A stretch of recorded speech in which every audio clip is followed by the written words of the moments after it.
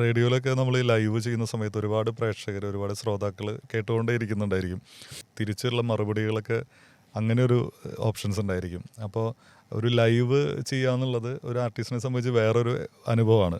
നമ്മൾ സ്റ്റുഡിയോയിൽ ഒരു വോയിസ് കൊടുക്കുന്നു, അത് പിന്നീട് അതിൻ്റെ സംപ്രേഷണം വരുന്നു, എന്നിട്ട് അതിൻ്റെ മറുപടി കിട്ടുന്ന പോലെയല്ല, സ്പോട്ടിൽ നമുക്കൊരു മറുപടി വരുന്നു.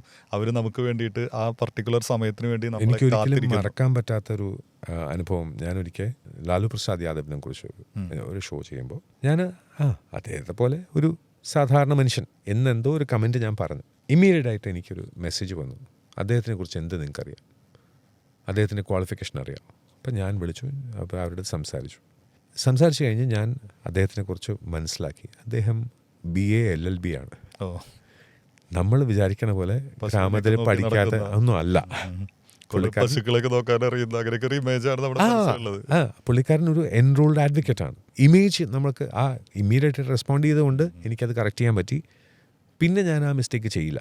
മുരുകാനന്ദം പോലത്തെ ഒരു വ്യക്തി, അദ്ദേഹം 2 രൂപയ്ക്ക് സാനിറ്ററി നാപ്കിൻ ഉണ്ടാക്കി ലോക പ്രശസ്തി നേടി. അദ്ദേഹം ടെഡിൽ മാത്രമല്ല, ഓക്സ്ഫോർഡിൽ മാത്രമല്ല, ലോകം മുഴുവനും ചെന്ന് അദ്ദേഹം ഒരു ഷോ ചെയ്യുമ്പോൾ അദ്ദേഹത്തിന് ഭാഷ അറിയില്ല, ഇംഗ്ലീഷേ അറിയില്ല. മുറി ഇംഗ്ലീഷിൽ പുള്ളിക്കാരൻ ചെയ്യുന്നതിന് കിട്ടുന്ന കയ്യടി ചിലപ്പോൾ ഏറ്റവും ഗംഭീരമായിട്ട് ഇംഗ്ലീഷ് പോയിട്രിയോ അല്ലെങ്കിൽ ഇംഗ്ലീഷ് ഒരു ചേസ്ഡ് ഇംഗ്ലീഷ് സംസാരിക്കുന്ന ഒരാൾ സംസാരിച്ചാൽ ചിലപ്പോൾ കിട്ടില്ല. ഞാൻ പഠിച്ചിട്ടുള്ള ഒറ്റൊരു കാര്യം, ഹൃദയത്തിൽ നിന്ന് സംസാരിക്കുക. അത് ലൈവിലാണെങ്കിൽ ഹൃദയത്തിൽ നിന്ന് സംസാരിക്കണം. അത് റേഡിയോയിൽ ഞാൻ എപ്പോഴും പറയാറുണ്ട്, ഞാൻ എൻ്റെ ലൈഫ് മുഴുവനും എന്തൊക്കെയാണോ ചെയ്തത് അതൊക്കെ ഞാൻ റേഡിയോയിൽ പറഞ്ഞിട്ടുള്ളൂ. പുതിയതായിട്ടൊന്നും പറഞ്ഞിട്ടില്ല. ഇനിയും ഉണ്ട് പറയാൻ.